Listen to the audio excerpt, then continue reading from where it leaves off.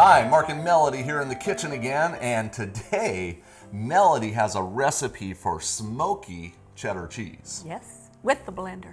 With the blender. I know you've done some wonderful ones without the blender, but I use the blender for a lot of them, but it's good. That's all that matters. It's real good.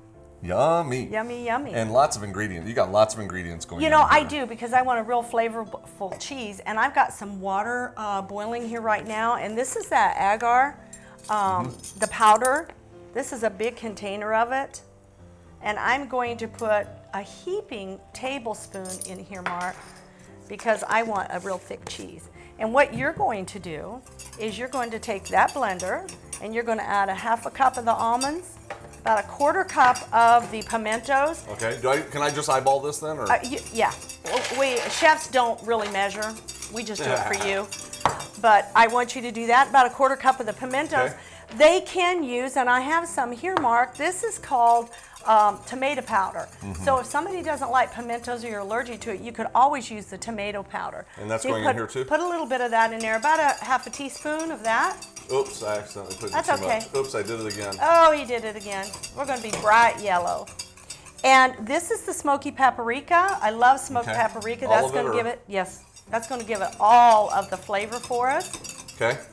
And then we want about a quarter cup of your nutritional yeast flakes. That gives it the cheese flavor that we're looking for. Okay.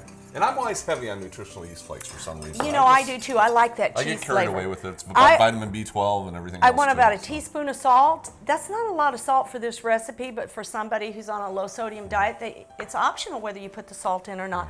And about a teaspoon of onion powder. And I've noticed a lot of cheeses have a lot of high salt content. It's kind of weird. Very high sodium. Yeah. Very high sodium. I tried something the other day, Mark, and I read the ingredient. It was something that was processed.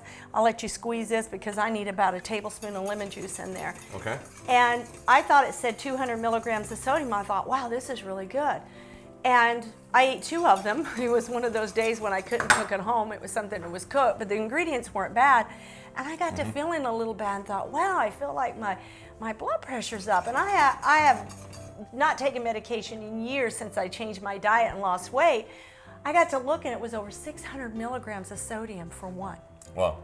That was, yeah. Remember that? Yeah, crazy sodium. Crazy sodium. Yeah, let's go ahead and add about a half cup of water to that and let's blend it up. Just a half cup. Yes, if you need a little more, we've got it. And we're going to do some serious blending on this? Serious blending. You want this we smooth? want creamy. We want smooth, Okay. yes. Turn this down. I always started on low. Low, yeah.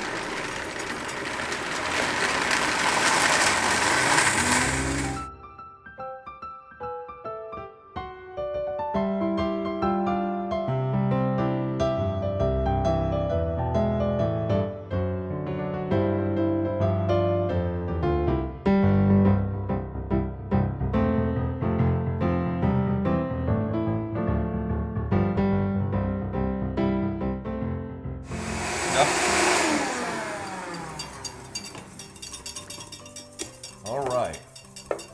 Now this is actually a little on the thick side. It was blending though. Look how thick it is. Nice, nice. We might even have to put a little bit more water in there, but it looks good. It looks creamy. It's smooth. Tastes great. Does it taste great? Absolutely what we want. Now I need to add this to that. Okay. We're going to bump it a little bit more.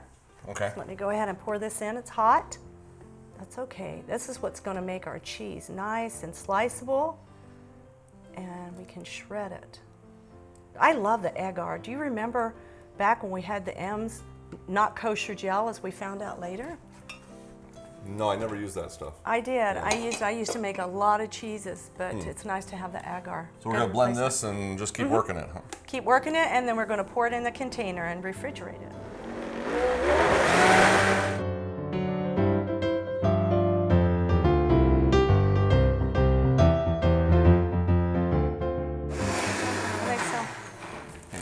Put this right in here. Okay. I think I will, yes, I was just going to grab that. It really turned out nice, didn't it? Looks great. All right. Mark, this has to cool down before I put the lid on it and before I refrigerate it. But I was going to say minimum 2 to 3 hours. Some people have asked me, well, how long does it last? Well, normally stuff like this in my refrigerator doesn't last long enough to go to... Yeah, it doesn't last more than a day or two. But, at best. I've had them in the fridge for weeks and have not had a problem with them. There's nothing in it that's really a heavy perishable product. It's not like you're using chicken or milk or anything. And Mark, if you're on a specific diet due to allergies and maybe you cannot have nuts or specific nuts, you can always change the nuts. Also, you can use potato and cooked brown rice in here and eliminate the nut, and you can cut back on the fat too. So, recipes, there's so many different variations to it and still have the same flavor. Yeah, but we do have the exact recipes too, because there are particular things that sometimes it's good to do an exact recipe. A lot of my cheeses, I do that. Baking for sure. A lot of times I want to make sure the baking is just right. But then there's other things. We show both. We show a lot of things. Hey, this is how you do it. No recipe. But this one I think is going to be a winner. So. Yeah, it's good. So what do you want to do with it? Put it in the fridge? I want to put it in the fridge. After I'm going to let it cool before I put that lid on. Okay. And then it's really easy to pop out with a plastic container and slice it or shred it. And we are going to come back and show you the finished product in just a bit. Okay. Let's see how this looks. Ooh, that's a really firm one. Yeah. You can really get the different textures by how much agar you put in. Exactly. And what I like about this too, Mark, is you can make your grilled cheese with it. You can use it for a sandwich. It melts good because you've got the cashews or the almonds in there, the nut to give it that fat, so it does really well. We'll have to do a segment just with that. What kind of slice you want here? Let's do a cube. We're going to use this as maybe a party dish. Had I used a smaller dish where it would have been more of like an American cheese slice, then I would have done a sliceable cheese. So you can do cubes like that. Now watch this one. I'm going to go this way, and then you're going to go this way, and then. So you can really determine what size cubes you want. And with this recipe, and they can always go to our website and look at the for the recipes, can't they, Mark? And what you'll find are the recipes, but you can control the heat to any of the recipes if it has some kind of a pepper or spice, and you can also control how much smoke you want in there by the paprika that you put in. What do you think? You can taste the smoky for sure. It's got just a little bit of heat, hardly any, but really good, really good. Isn't that amazing? Look at that. Look at that. Isn't that gorgeous? Yeah. Beautiful. And cost. Mark, I know there's some really good cheeses out on the market, don't get me wrong. I like Daiya products.